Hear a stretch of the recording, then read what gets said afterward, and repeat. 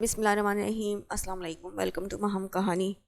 اگر آپ نیو ہیں، آپ نے ابھی تک چینل کو سبسکرائب نہیں کیا تو چینل کو سبسکرائب کر دیجئے اور ناول کو لائک ضرور کر دیا کیجئے۔ چلتے ہیں ناول کی طرف۔ گلجان بیگم نے اسے گرم سوپ پلا کر میڈیسن دے دی تھی۔ اسے سلا کر وہ کھڑی ہوئی، باقی سب کمرے سے باہر جا چکے تھے۔ خانی بیگم بھی جانے کے لیے اٹھی، اب تو سر میں درد ہو گیا تھا۔ لڑکی بظاہر جتنی پیاری تھی اس کے دل کو لگ ہی نہیں رہی تھی۔ ڈاکٹر نے کہا ویک نہیں ہے، شاید کل سے کچھ کھایا نہیں تھا۔ کیا رات کو کچھ کھلایا نہیں تھا مورے گل؟ وہ گلجان بیگم سے سوال کر رہا تھا۔ اس کی فکر خانی بیگم کو بری لگ رہی تھی۔ یہ تو گھر والوں کو سوچنا چاہیے تھا، بھوکا پیاسا کیوں رکھا؟ یہاں آ کر سب نے کھایا پیا، اس سے پوچھتے رہے۔ عجیب گونگی لڑکی ہے، نہ سر اٹھانے کی زحمت کی نہ جواب دینے کی۔ بچی نہیں ہے خانزادہ کہ اسے زبردستی کھلاتے، ہو سکے تو طور طریقے سکھا دینا۔ یہ شہری زندگی کو بھول جائے۔ خانی بیگم کے سپاٹ لہجے میں دیے جواب پر وہ انہیں دیکھ کر رہ گیا۔ اوکے، اب یہ یہاں ہے تو ہماری ذمہ داری ہے۔ ڈاکٹر کے سامنے کیا امپریشن پڑا ہوگا اس حویلی کا، جہاں پہلے روز دلہن کو کچھ کھانے کو نہیں ملا۔ اختلافات گھر تک رہیں تو بہتر ہے مورے، لوگوں میں کہانیاں نہیں بننی چاہیے۔ وہ کچھ توقف کے بعد سنجیدگی سے بولا تو انہیں خاموش ہونا پڑا۔ مورے گل، اب سے آپ اس کے کھانے پینے کا خیال رکھیں گی۔ اگر دوبارہ کھانا نہ کھائے یا طبیعت بگڑی تو اس کے ساتھ آپ سے بھی سوال کروں گا۔ اس کے تحکم بھرے لہجے پر گلجان بیگم سر ہلا گئیں۔ وہ جانتا تھا گلجان کو روکا گیا ہوگا، یہ بھی جانتا تھا گلجان اچھے سے خیال رکھیں گی، اسی لیے خانی بیگم کے سامنے انہیں ذمہ داری سونپی تھی۔ اب کم از کم گلجان بیگم کو پریہان کا خیال رکھنے پر کوئی روک ٹوک نہیں کرے گا۔ خانی بیگم بیزار تاثرات لیے وہاں سے چلی گئی تھی۔ دلہن بہت پیاری ہے خانزادہ، تمہارے لیے اسے ہی ہونا چاہیے تھا یہاں۔ گلجان نے ذرا رک کر دوائیوں کے زیر اثر سوتی پریہان کو دیکھ کر مسکراتے ہوئے کہا تو وہ سر خم کر گیا۔ کیا آپ کو اچھی لگی یا مجھے بہلا رہی ہیں؟ وہ نرم مسکراہٹ لیے دوستانہ انداز میں ان سے پوچھنے لگا۔ کچھ پل پہلے والی سنجیدگی غائب تھی۔ مجھے بہت اچھی لگی ہے، بہت گھبرائی ہوئی ہے، شاید اس لیے سب کو اس کا رویہ برا لگ رہا ہے۔ تم بیزار نہ ہونا، کچھ وقت دینا، ٹھیک ہو جائے گی۔ انہوں نے اپنی طرف سے اس کا دل صاف کرنا چاہا تھا، ان کی سادگی پر وہ ہنس دیا تھا۔ جی جانتا ہوں، آپ فکر نہیں کریں۔ عیسیٰ سے کہیے گا اگر باہر جانے لگے تو گارڈ ساتھ لے کر جائے۔ میں جانتا ہوں ثنا چچی اور عیسیٰ کو یہ سب اچھا نہیں لگتا، مگر ابھی یہ ضروری ہے۔ اس کی فکر مندی پر گلجان مسکرا کر سر ہلاتی باہر چلی گئی۔ اس نے گہرا سانس بھر کر بیڈ کے پاس جا کر پریہان کو دیکھا۔ وہ سکون سے سو رہی تھی۔ صبح فجر کے وقت جب وہ اٹھا تو اس کا ٹیمپریچر بہت بڑھا ہوا تھا اور بے چینی سے کروٹیں بدل رہی تھی۔ غیر آرام دہ لباس اور زیورات کے چبھنے سے بھی تنگ ہو رہی تھی۔ اس نے زیورات اور بالوں میں اسٹائل کے لیے جوڑے مصنوعی بال اور پنس الگ کر کے سائڈ پر رکھ دی۔ اس کا ڈریس چینج کروانے میں مدد کے لیے ملازمہ کو بلوا لیا تھا۔ جب اسے جگایا تو نیم و سرخ آنکھیں لیے کچھ دیر تو وہ غائب دماغی سے ہر طرف دیکھنے لگی، پھر چونک گئی۔ ایک سائڈ پر بڑے دوپٹہ، زیور اور کھلے بالوں پر کنفیوز ہوتی خانزادہ سے نظریں چرا گئی۔ اس نے سلام کیا مگر جواب نہیں ملا، شاید سنا نہیں یا پھر اگنور کر گئی۔ ڈریس چینج کر کے آئی تو ملازمہ کے جاتے ہی اس نے طبیعت کا بھی پوچھا، مگر وہ تب بھی کمفرٹر اوڑھتی انسنی کر گئی تھی۔ اس کا رویہ عجیب تھا، وہ نظریں چرا رہی تھی، نظر انداز کر رہی تھی۔ وہ وجہ نہیں سمجھ پایا مگر اس کی طبیعت کا سوچ کر خاموش رہا تھا۔ وہ ڈریس لے کر شاور لینے چلا گیا۔ اس بار طبیعت کی وجہ سے اگنور کر رہا تھا مگر اس کا یہی رویہ رہا تو وہ اتنا نرم مزاج یا دیوانہ نہیں تھا کہ معاف کر دیتا۔ شاور لے کر باہر آیا تو موبائل پر ان نون نمبر سے جانے کب سے کال آ رہی تھی۔ موبائل سائلنٹ پر ہونے کی وجہ سے جان نہیں پایا۔ موبائل اٹھا کر کال اٹینڈ کرتے کان سے لگایا اور بال برش کرنے لگا۔ السلام علیکم، جی خانزادہ حدید بات کر رہا ہوں۔ لڑکی کی آواز اور سوال پر اس نے سنجیدگی سے سوالیہ انداز میں جواب دیا۔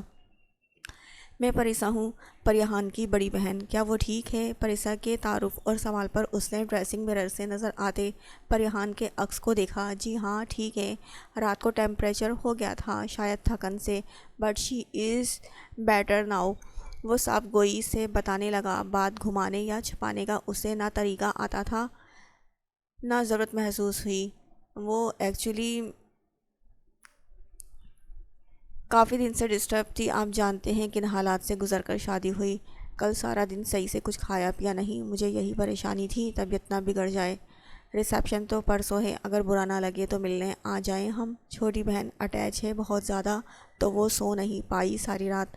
پریسا نے سنبھل کر پریشانی سے وضاحت دیتے ہوئے اجازت مانگی تھی۔ آپ کو یہاں آنے کے لیے پرمیشن کی ضرورت نہیں، مگر یہ کافی بڑا سفر ہے۔ اگر چاہیں تو ویڈیو کال پر بات کروا دوں گا۔ پر یہاں ٹھیک ہے، میڈیسن لے کر سو رہی ہے، اس نے نرمی سے جواب دیتے ہوئے پریسا کی آدھی پریشانی ختم کر دی تھی۔ ٹھیک ہے، ہم سے رہا نہیں جائے گا، ایک بار مل لیں گے تو اچھا لگے گا۔ اوکے، اللہ حافظ۔ اطمینان سے کال کٹ چکی تھی۔ وہ ہینڈ واچ پر ٹائم دیکھنے لگا۔ ابھی دن کے 10 بج رہے تھے۔ پرفیوم اسپرے کرتا پریہان کے پاس جا کر رک گیا۔ جھک کر پیشانی پر ہاتھ رکھتے ٹیمپریچر چیک کیا۔ اب پہلے کی نسبت قدرے کم بخار تھا۔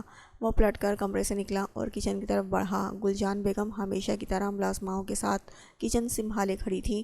آج زرشے بھی انہی کے ساتھ موجود تھی۔ مورے گل، ان کو اچھا سا مینو سمجھا دیں لنچ کے لیے، پریہان کی فیملی آ رہی ہے، اور آپ دونوں کچن سے نکلیں۔ باہر نہیں بیٹھنا تو روم میں جا کر ریسٹ کریں، سارا دن یہیں گزار دیتی ہیں۔ اس نے دروازے پر کھڑے کھڑے ماتھے پر بل ڈال کر ہاتھ ہلاتی ملازماؤں کو گھورا تو وہ جلدی سے گلجان بیگم اور زرشے کا کام سنبھالنے لگی۔ اس سے بحث کا فائدہ نہیں تھا، اسی لیے زرشے کو بھیج کر وہ لنچ کا مینو ترتیب دینے لگی۔ میں بھابھی کے پاس چلی جاؤں لالا، ان کو اکیلا نہیں چھوڑنا چاہیے نا۔ کچن کے باہر ٹہلتی زرشے نے جھجک کر اجازت مانگی، اور اجازت مانگنے کا مطلب وہ جانتا ہی تھا۔ اس سے خانزادہ کے روم میں بیٹھے رہنے پر بھی سوال ہوتا۔ وہ مسکرایا۔ مجھے خوشی ہوگی اگر تم میرے لیے اس کا خیال رکھو گی۔ وہ اس کے سر پر ہاتھ رکھ کر اپنائیت سے بولا تو زرشے کی آنکھیں چمک اٹھیں۔ بھاگ کر اس کے کمرے کی طرف گئی۔ وہ محبت سے اسے جاتا دیکھ رہا تھا۔ اسے زرشے کی فکر پر واقعی خوشی ہوئی تھی۔ بڑی بہنیں فیملیز والی تھیں، یہاں آ کر بھی بچوں کے ساتھ بزی تھی، اور پلوشا کا رویہ اسے عجیب لگا تھا۔ وہ خوش ہوئی تھی، مگر زیادہ وقت کے لیے نہیں۔ آج پریہان کے لیے سب گھر والے روم میں آئے تھے، مگر پلوشا غائب تھی۔ شاید اسے بھی منال کی جگہ پر پریہان کا آنا برا لگا ہوگا۔ وہ سوچ میں گم ڈرائنگ روم میں بیٹھے سب گھر والوں کے پاس جا کر بیٹھ گیا۔ تمہاری دلہن آج کمرے میں ہی رہنے والی ہے کیا؟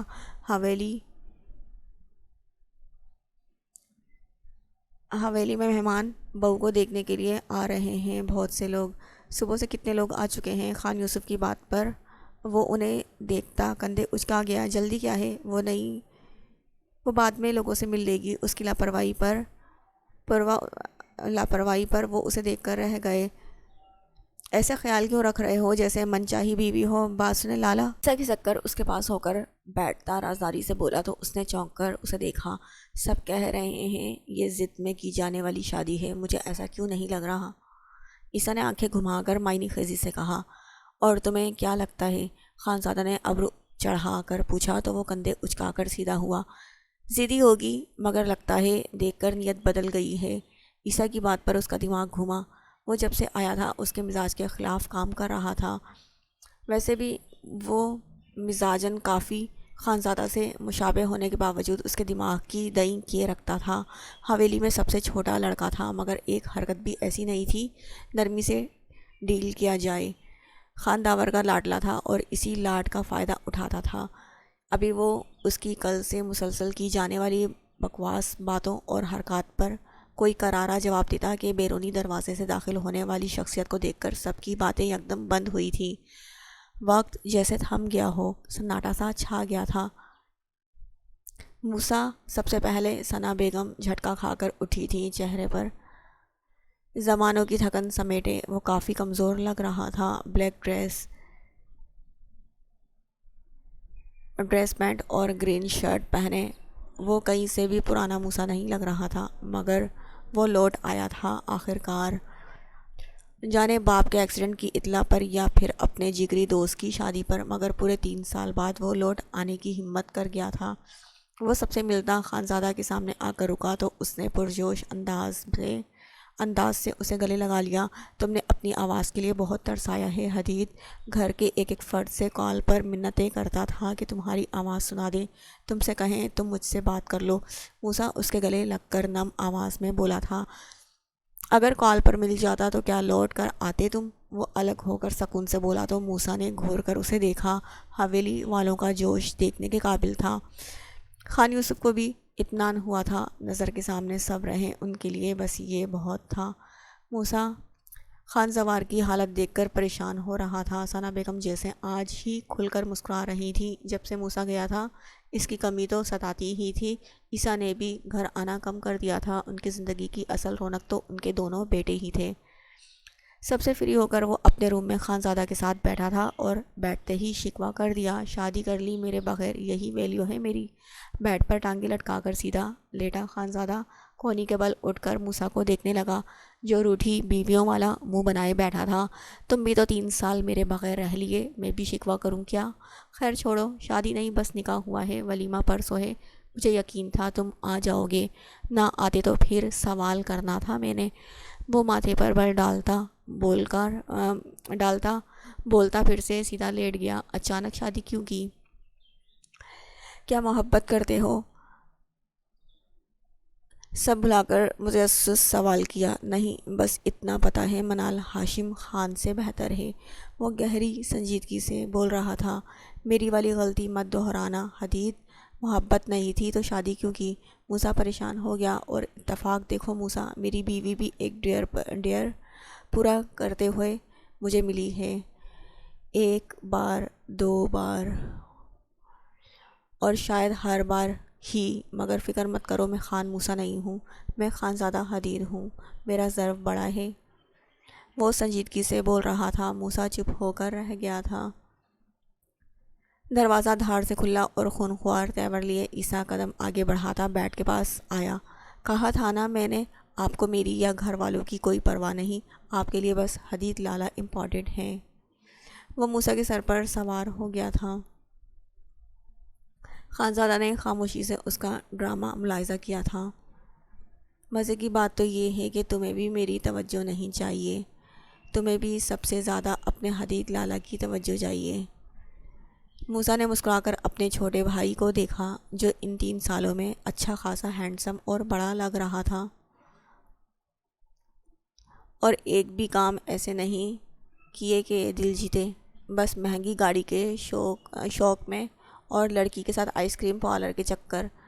خانزادہ نے اسی طرح سیدھے لیٹے ایک نظر عیسیٰ کو دیکھ کر طنزیہ کہا تو وہ سٹ پڑا گیا۔ یونی فیلو ہے میری، بس کبھی کوئی کام ہو تو آپ نے میرے پیچھے سپاہی چھوڑ رکھے ہیں کیا؟ عیسیٰ وضاحت دیتا رک کر ناراضگی سے بولتا دھپ سے وہیں بیٹھ چکا تھا۔ اتنا فری نہیں ہوں میں۔ فار یور کائنڈ انفارمیشن، تم جن روڈس پر گھومتے ہو ہمارے آنے جانے کے لیے بھی وہی یوز ہوتے ہیں۔ خانزادہ نے جتاتے ہوئے اس کی روحانسی شکل پر مسکراہٹ دبائی۔ آپ کو بتانے آیا تھا، آپ کے ان لاز آئے ہیں اور آپ سے ملنے کے لیے بےتاب ہیں۔ ویسے آپ صبح سے بھابھی کے پاس گئے نہیں، میں ہوتا تو سارا وقت اپنی وائف کے پاس بیٹھا رہتا۔ عیسیٰ کی چہکتی نیلی آنکھوں میں شوخی تھی۔ موسیٰ اس کی بات پر خانزادہ کو تکنے لگا۔ وہ بیزار تھا اپنی بیوی سے یا کوئی اور بات تھی؟ ویسے جب سے میری شادی ہوئی ہے تم کچھ زیادہ ترسے ہوئے کنوارے بن گئے ہو۔ ابھی تمہارا وقت دور ہے، کیونکہ آغا جان اس بار تم دونوں کی شادی خاندان میں بلکہ حویلی میں ہی کرنے کا سوچ چکے ہیں، اور لڑکیاں ابھی پڑھ رہی ہیں۔ بیڈ سے اٹھ کر کپڑے جھاڑ کر ایک گہری نگاہ دونوں بھائیوں پر ڈال کر بولتا وہ باہر نکل گیا، جبکہ وہ دونوں پیچھے منہ کھولے بیٹھے تھے۔ موسیٰ کو لگا اس کا دم گھٹ جائے گا۔ پورے 3 سال بعد وہ لوٹا تھا، مگر وقت شاید وہیں کھڑا تھا۔ اس بار پلوشا کے لیے انکار کی وہ کیا وجہ دے گا؟ خانزادہ نے اسے ایک دن بھی چین سے ٹکنے نہیں دیا، آتے ہی بے سکونی کا تحفہ تھما دیا۔ میری بہنیں ہیں دونوں، میں گھر سے بھاگ جاؤں گا زبردستی کی تو؟ خانزادہ لالا اپنی مرضی سے شادی کر سکتے ہیں، آپ کر سکتے ہیں تو میں کیوں نہیں؟ میں یہاں سے جا کر واپس ہی نہیں آؤں گا۔ عیسیٰ کی بڑبڑاہٹیں جاری تھی۔ موسیٰ نے بے چارگی سے اسے دیکھا جو گہرے صدمے میں تھا۔ وہ بیڈ پر گرتا اپنے بال کھینچنے لگا۔ خانزادہ نے شاید ٹھان لی تھی گھر کے کسی فرد کو سکون سے چند دن نہیں گزارنے دے گا۔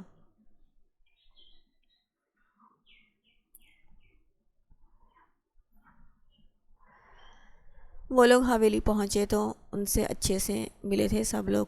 کچھ دیر بٹھا کر خانی بیگم نے انہیں خانزادہ کے روم میں ہی بھیج دیا تھا۔ پریان میڈیسن کے بعد اچھی نیند لے کر اور تھکن اترنے کے بعد کافی بہتر محسوس کر رہی تھی۔ خانزادہ کی ہدایت پر زرشے نے اسے فیملی کے آنے کی خبر دینے کے ساتھ اچھے سے تیار ہونے میں مدد بھی دی تھی۔